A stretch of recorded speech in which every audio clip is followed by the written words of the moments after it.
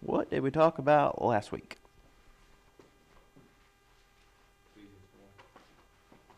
Yeah, we talked about Ephesians 4. What did we talk about there? Started on 5.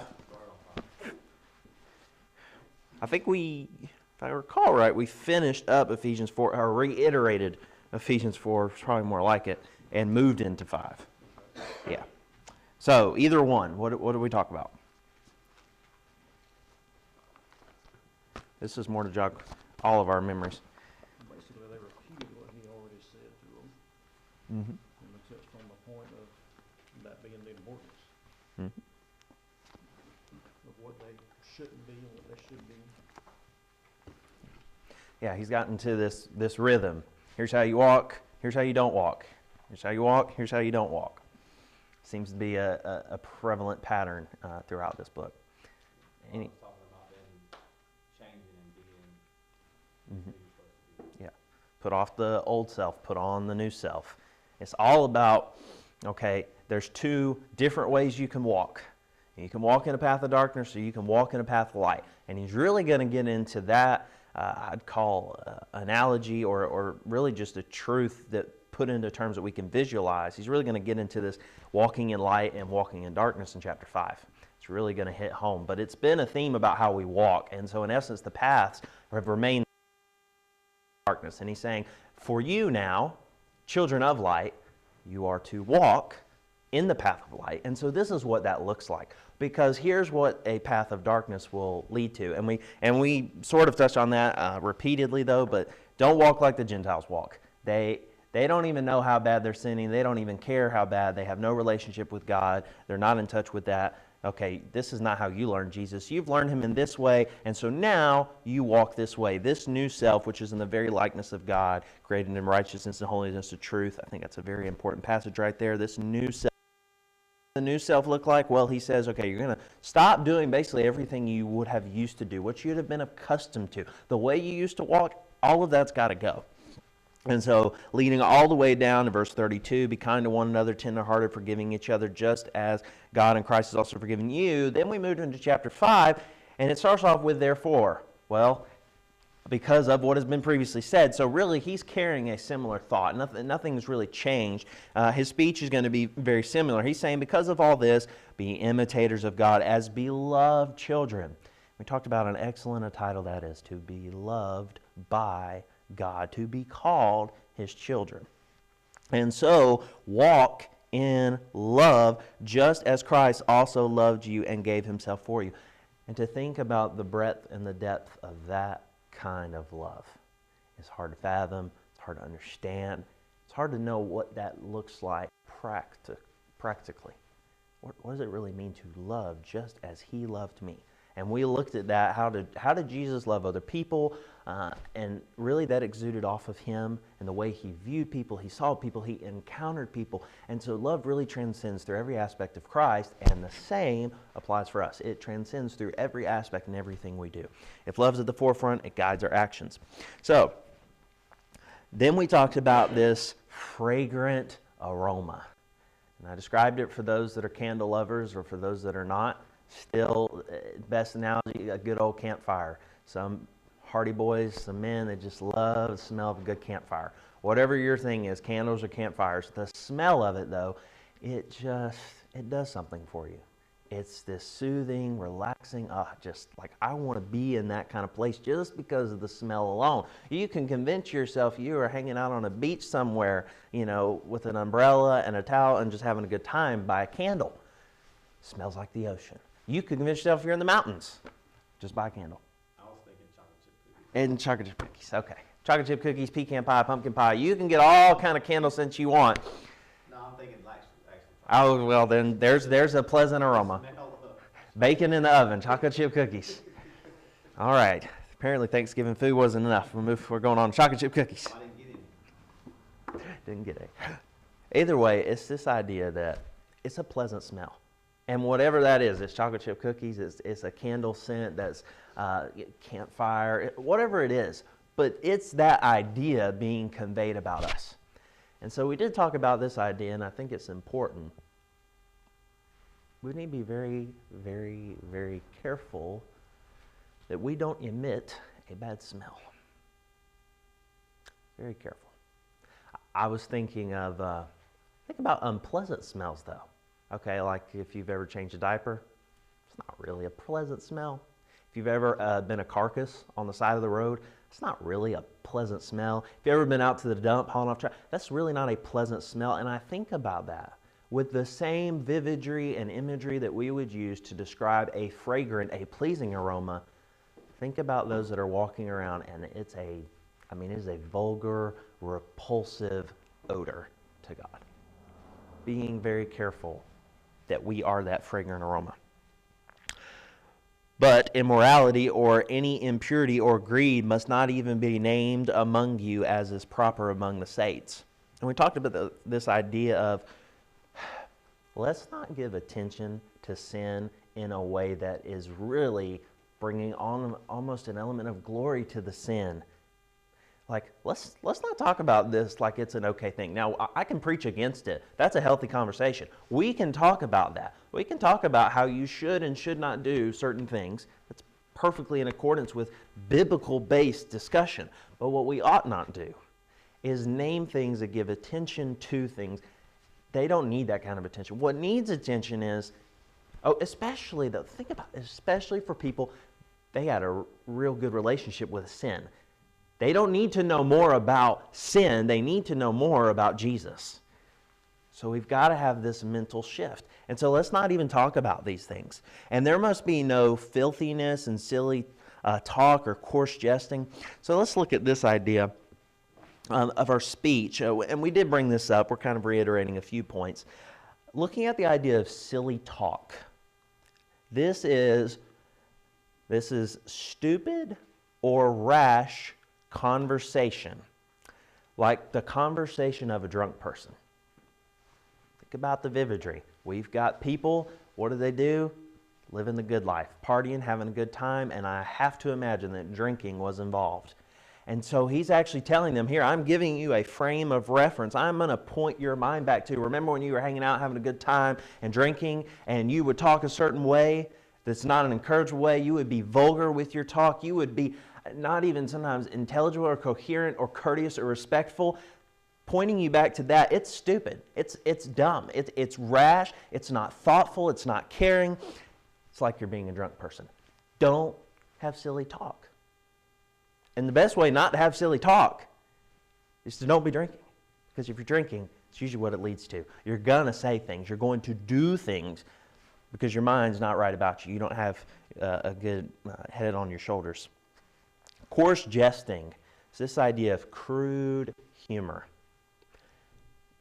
If you spend a lot of time around people that are in the world, it does tend to be that a lot of them have a very interesting sense of humor. And oftentimes it can be very crude. And it's, I would call it distasteful. It's not a way that Christians should be going around joking and having fun. I believe that God is all for laughter because He's the God of all emotions and all feelings. And so, yes, He gave it to us for a reason. I picture Jesus laughing, and I know we don't think about that very often because Scripture's the way not repeatedly said He laughed, but He was human in all aspects. And so I have to imagine that Jesus laughed. And so I know that it can be a good thing, and humor can be an amazing gift. Think about Ronald Reagan. He was a great orator, and he communicated using humor. He could disarm people with his humor. And I would like to think the best communicator definitely used humor, and that would be Jesus. And so when we look at that, it's okay to be humorous, but what he's saying is don't have crude humor. You have to be careful even in the way you joke. That's a thought. You actually have to be careful in the way you are funny, because what you could inadvertently do is cause people to stumble. So it's a really important point. We have to be very careful. There should be no filthiness and silly talk or coarse jesting which are not fitting. What is he saying? That kind of communication is not fitting of a Christian. You want to know what you should wear and shouldn't wear? This idea of it fits right, it's a good suit. Well, guess what? It don't fit right on a Christian. It's like a lopsided jacket. It's crooked. It don't sit quite right. I can't button it quite right. It don't fit good on a Christian. It doesn't wear right because that's not how a Christian is to live. That's not how he walks. And so that's the kind of idea here. It's not fitting, but rather, so what is fitting of a Christian? Oh, when he talks, he's thankful. When she talks, she's thankful. Do we like to complain? It's just me. Do we like to complain? I think we do. And I catch myself too. We like to complain a lot. Even for us who lived in what I would consider one of the most blessed nations on earth, we always have something to complain about. And he's saying here, in essence, this is what's not fitting, but here's what is fitting. A person that is giving thanks for everything. You had a horrible, miserable, self-absorbed life. Be thankful. You no longer have that kind of life. All right. Moving on to verse 5. For this you know with certainty that no immoral or impure person or covetous man who is an idolater has an inheritance in the kingdom of Christ and God. So we need to remain what? Pure. We don't need to be caught up in the immorality of this world. Or importantly still, again, don't go back. You can't, I think if I recall, I made the analogy, the best visual that I have is Two-Face from the Batman series. Depicted a nice suit on one side, regular looking face, and then a deformed and colorful, vibrant suit, and he's depicted in many ways. But it's kind of that idea. You can't be part Christian and part world. You can't have that impurity mixed within you.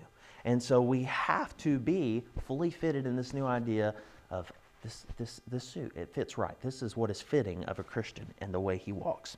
All right, let no one deceive you with empty words, for because of these things the wrath of God comes upon the sons of disobedience. So this idea of empty words, it's devoid of any benefit or advantage. So don't let anyone deceive you with these. Like in essence, what they're saying is, it's of no benefit, it's of no advantage, it is ultimately meaningless for you and your walk with a Christian. It has no other goal but then to get you to go back into what you were.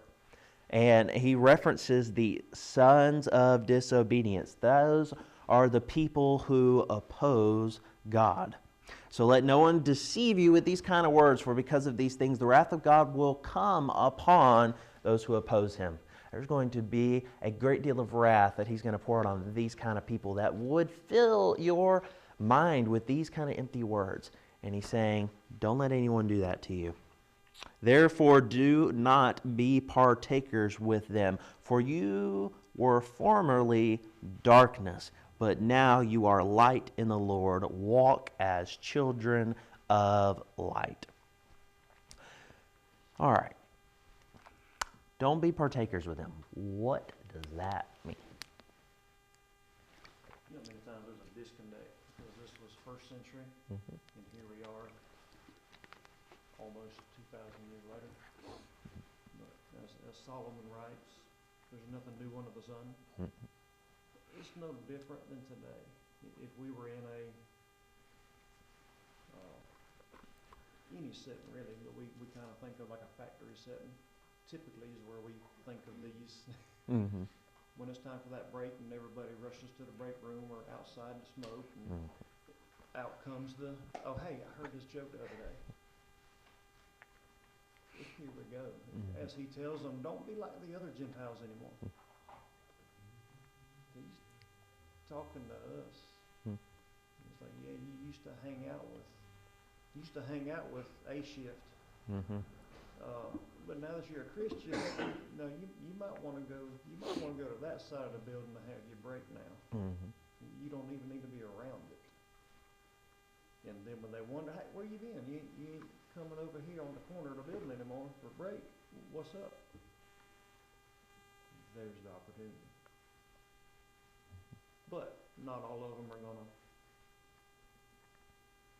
But it's a reminder to them. Yeah, they're not gonna accept it like you did. They may not even like you anymore. But as he reminded them, just remember, the ones that do that are not going to be partakers of heaven. Yeah, good thoughts. I'll come back to that. Any other comments on that point.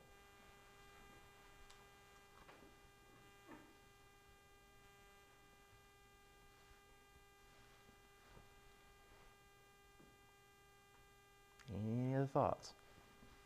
All right. I'll get on to a point that he made, though. The word that came to my mind was intentionality.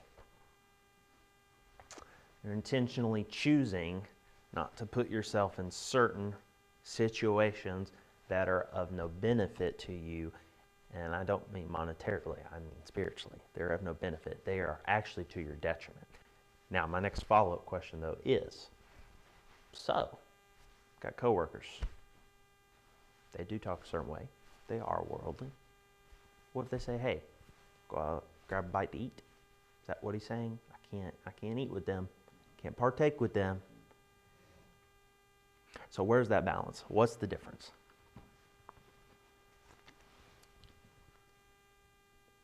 For the most part, you know what you're being invited to. Mm-hmm. He's Yep. reminding them to be, not in specific words, but he's Yep. telling them, be mindful of the situation you're putting yourself into. Mm-hmm. You know, if we want to go out to dinner with our deemed worldly friends, there's Mm-mm. nothing wrong with that. Right. I mean, what a time to make an influence. Mm-hmm. But if you're invited by your worldly friends Mm-hmm. to the weekend around the bonfire, Mm-hmm. Yep. you probably know what's going to occur there. For sure. When it don't start till 7 o'clock, Or we have the Christmas party, and we know what's gonna happen before, during, and after service. Mm-hmm. And the Christmas party we really want to be at, but you do have some obligation to show up. So what You'll happened? have to be the last one to leave. Yeah. I was going to say, so what does happen in that case? Usually my wife does this, I stand up, and I'm out the door, I hold the door for her, so, yeah, but go ahead, sorry. So what does happen in that case, though? What happens in the case where we are obligated to be, let's say, a work function where we do know they are going to do things in which we don't agree with? How do we, in what this text is trying to teach, how do we walk? What do we do? Well, hopefully the people that you work with have enough respect for your, Yeah. the way you carry yourself, Mhm. not to put you, overwhelmed in Mhm. those situations. I go back to Sharon and the people she works with, in her previous job, the men around there, they would bite their tongue, they all went out of their way to make sure that they conducted themselves a certain way when they were around her. But when that door closed and they were in the back metal shop, Mm-hmm. she didn't have no business back there. Mm-hmm. Yeah. But yeah, so and that shows you there how that you there's, carry yourself, Mm-hmm. whether you command that respect from somebody or not. Mm-hmm. I think it's an important idea that came across to me, and that is not only do we live of a certain way, but I also think it's a very healthy practice to set boundaries. Here's what I'm okay with. Here's what I'm not okay with. Hey, I don't talk like that, so I'd appreciate it if you refrain from that when you're around me. That's respectful, it's kind, it's courteous, but boundaries are important and they're worth having and they're worth maintaining. And I think once you set boundaries with people, a reasonable and thoughtful person will acknowledge them and try. And I think that's the case in a lot of work situations. I came out of the insurance world and have to be careful with that kind of stuff there too. And you set boundaries. So one time I was at the office, and this guy was using some bad words, and someone said, hey, don't cuss around you, whatever. And he thought he was like a joke, because he didn't really know me, so then he doubled down. And he's like, nah, I'm serious. Like, you don't talk that way around him. Same time, in that same group, when they need a prayer or you bless lunch, Yeah. Yep. they already know who to come to. Mm-hmm. I mean, but at the same time, there's a line, Yes. and, Mhm. and sometimes they step over it, sometimes we get close to it. But when they need something, they know, hey, where's the Lord, or where's, so on and so forth. They know to come to. A lot of times on trips, we'd like go out to dinner, and they'll be like, Steve, you probably need to drive we're not coming back home. Yeah. Yeah.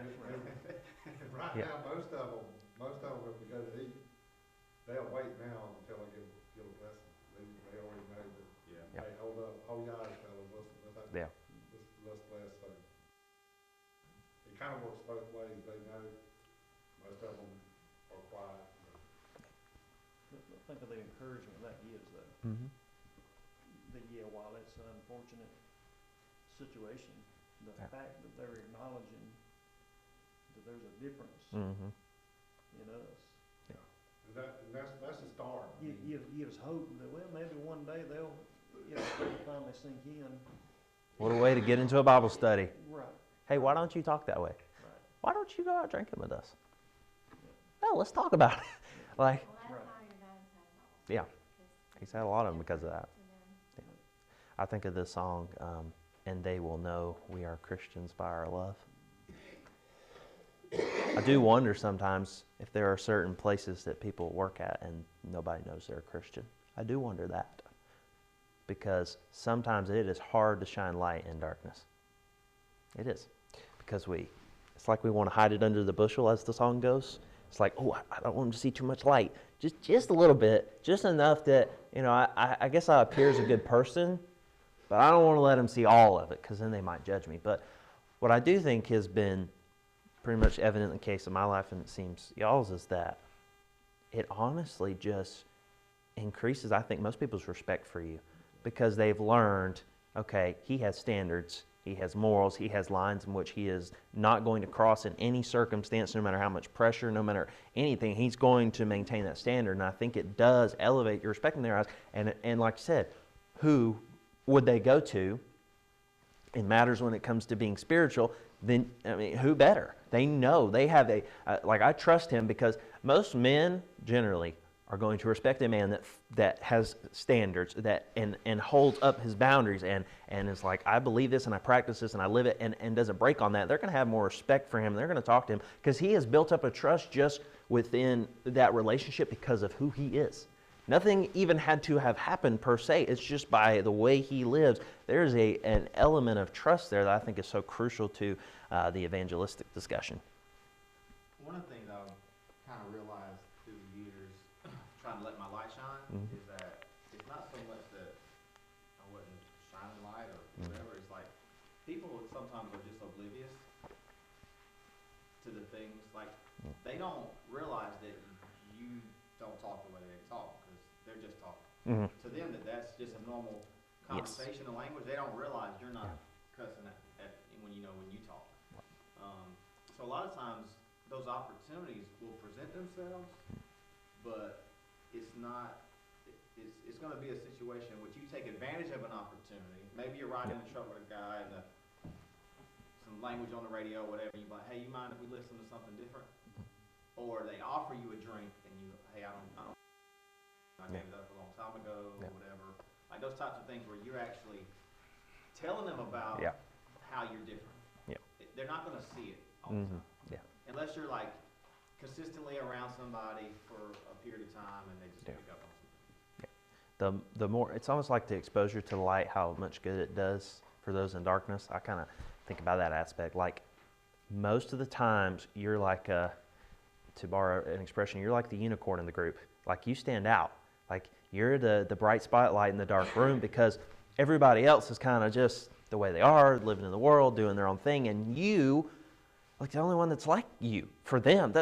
You're their exposure to what it means to be light, to be a Christian, and it's so, I think, for a lot of people, revolutionary. I did want to bring up this point, and this is not in a towards me or highlighting me or anyway, but my previous job in insurance, you have to give a resume for a job.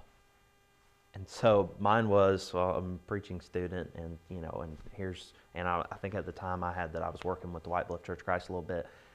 So like my resume kind of already told you to a degree the type of person that I was. And so I do think about that. Do people know our resumes? And I don't mean our job credentials, what college we went to, but like, do people know our resumes? People know I've been a member of the church since, X date. I've done this many Bible studies. I've gone on this many mission trips. I don't do these things. Here's the practices I won't do. Here's the things I will do. Like, do people know that kind of resume about you? I had a jump start on it. They saw that and they already made an assumption. Oh, okay, he's this caliber person. So when I came into it, like, okay, well, he doesn't drink, he doesn't cuss, he carries himself to this caliber. And I'm like, do people if we could actually physically hand someone our resume of Christianity just by the way we live. We live in a way that we're just saying, this is my resume, this is the kind of person that I am. This is how I live. Anyhow, circling back to our text. Don't be partakers with them. So here's the way I look at this. Don't partake in the action, but almost definitely make room and opportunity for evangelism. Be the kind of person that they can be around. Hang out. Let's go to Freddy's. Let's go to a coffee shop. I can do morally wholesome or objective things such as eating. I could do those kind of things. So let's find a way, and I think the verse fits perfectly. Be in the world and not of it. By nature of being human, we have to be in this world, and this idea that we are better than and detached from this world ruins our effectiveness on the lost. So we have got to figure out how do we balance being in the world but not acting like the world. And I think that's a lot of the point he's going to make. Okay, so for you were formerly darkness, but now you are light in the Lord. Walk as children of light. So Paul's going to spend a lot of time on light. Light is the nature of the believer in verse 8. Light reveals what is pleasing and acceptable in verse 10. Light exposes the world to darkness. Light encounters and awakens the sleeping. And so there's going to be a lot of references that he uses about this idea of light and darkness. So in verse 8, light represents this kind of righteousness and life. So where is really life found? Well, it's in the light. It's in the light of the Lord. That is where you're going to find life itself. That is where righteousness is. And darkness symbolizes the realm dominated by sin and death. I think of darkness. I think of if you've ever been locked in a closet, no lights on, no nothing. Maybe they put a blanket in front of the door. I mean, like this, if you could get into that kind of environment, some people sleep well in that kind of environment. Pitch dark, that's the only way to know how to sleep. But this idea that you could barely see your hand in front of your face. I remember one morning I woke up and there was blackout curtains and I was laying horizontal and I woke up. It looked pitch dark and I thought I'd gone blind. But it was literally to the degree that it was so dark I couldn't see my hand in front of my face. And it's a scary feeling. That's this idea. It is so dark that you couldn't see your hand in front of your face. And it's dominated by sin. So that's the kind of path you're on. You don't want light on that kind of path. You just love not knowing. You love not knowing that you're lost. It's exciting. You don't have to worry about any consequences, any pains for your actions. It's amazing. It's this idea that ignorance truly is bliss. There's no hell, there's no God, there's no heaven. We just die. Darkness. Dominated by this life of sin. And so these are the elements of contrast. Darkness can also refer to a lack of understanding. That's another. You're darkened in their understanding. Kind of like you can't see the truth. So you don't really understand and you can't really wrestle with the truth. Trying to learn, verse 9. For the fruit of the light consists in all goodness and righteousness and truth, trying to learn what is pleasing to the Lord.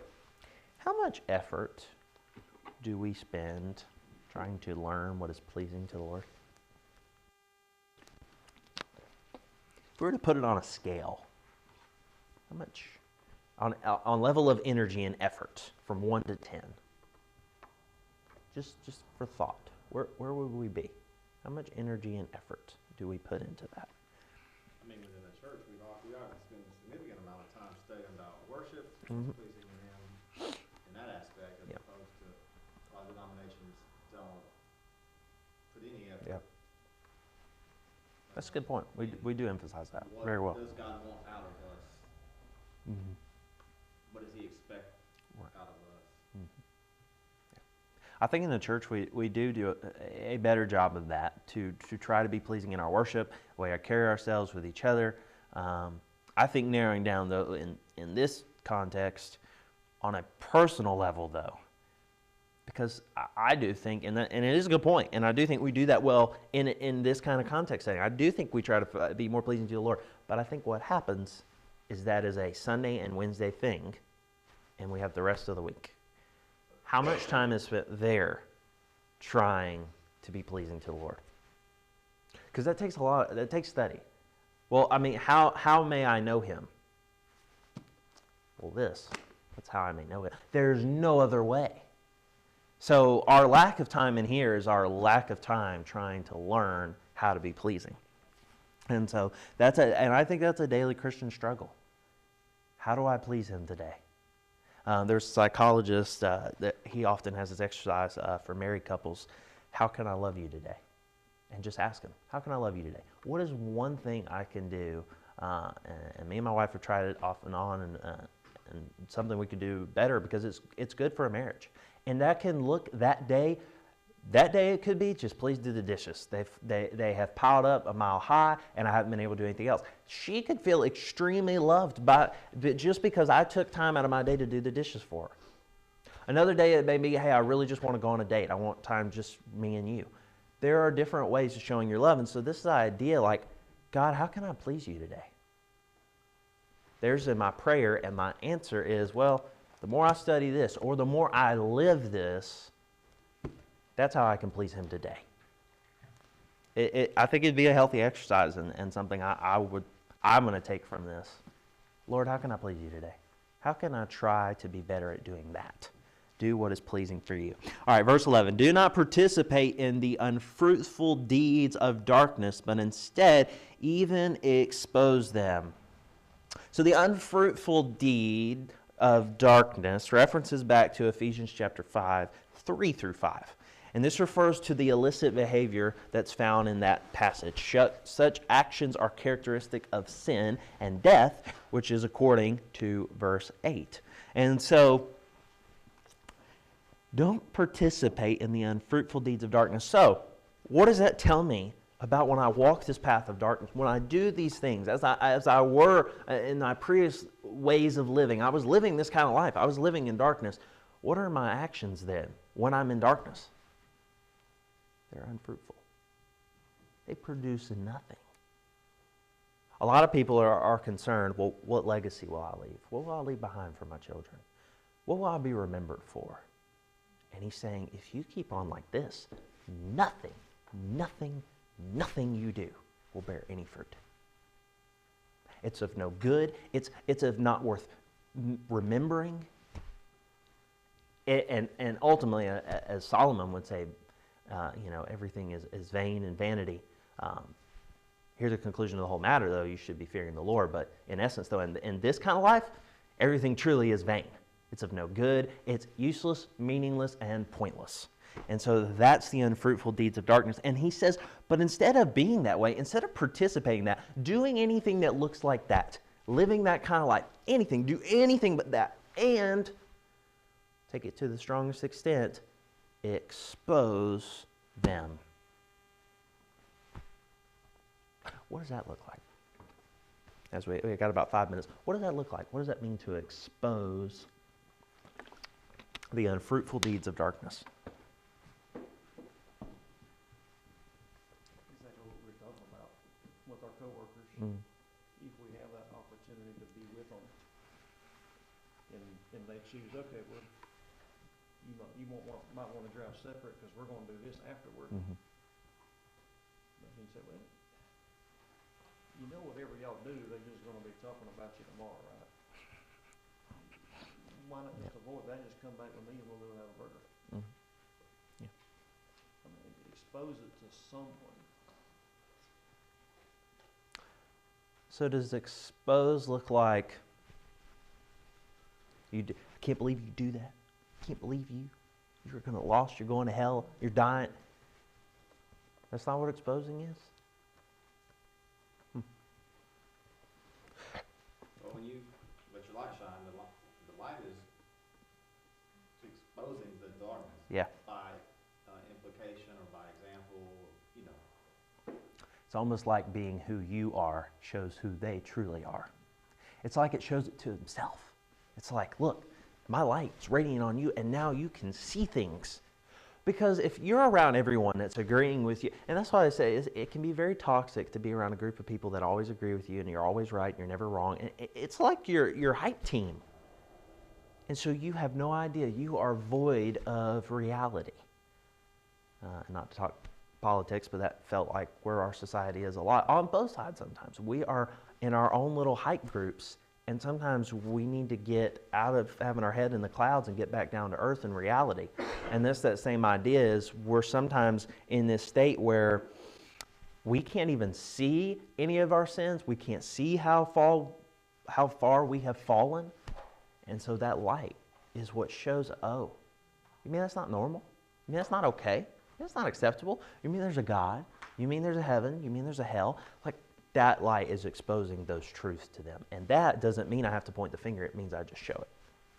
Sometimes, especially when you're out, like, in a group, like, there's a lot of group things, right? Kind of what you're talking about a little bit, but, like, people just go along with what the group is doing. But if you're doing something different, now there's someone in that group that sees that, oh, there is a different option. There's another way. I wouldn't be the only one. 'Cause Right. sometimes they don't want to be highlighted Pressure. as Yep. the uncool kid or Yeah. like whatever. But it's like, I'll just go with Peer pressure lasts past high school. Yeah, for sure. Yeah, we're pressured into going along to get along. That's the mentality. Don't want to rock the boat. We don't want to be different. We don't want to be ostracized. We don't want to be talked about in that way. Oh, I can't believe you didn't go. That's what the world encourages. It feeds into that idea, which keeps us held prisoner to the darkness. But it's the idea that we have a great opportunity to live in such a way that people can see. I think of it as seeing hope. I think what people must have seen when they saw Jesus living a life of sin is what I picture that we are trying to offer. And are we not image bearers of Christ? When they see us, should they not see Him? And when they see Him, should they not see hope? Because if you're living a life of darkness, where's your hope? Where's the light at the end of that tunnel? So I think we serve a vital role, and I think we need to own that responsibility. All right. We are out of time, so we're going to stop there. Thank you for all your comments. We'll close with a quick word of prayer, and you will be dismissed. So if you bow with me. Father, we're truly grateful for who you are. Once again, for this opportunity we've had to study your word. We're just grateful for this great book that teaches us how to walk and how not to walk, how to be light in the darkness, how to show and expose the unfruitful deeds of darkness, and how to help bring the lost into the fold through the way we live. We ask that you help us to be image bearers of Christ as we carry out our lives, and so that others can see hope in us through Him. We're so grateful for your love, and it's in your Son's name we pray. Amen.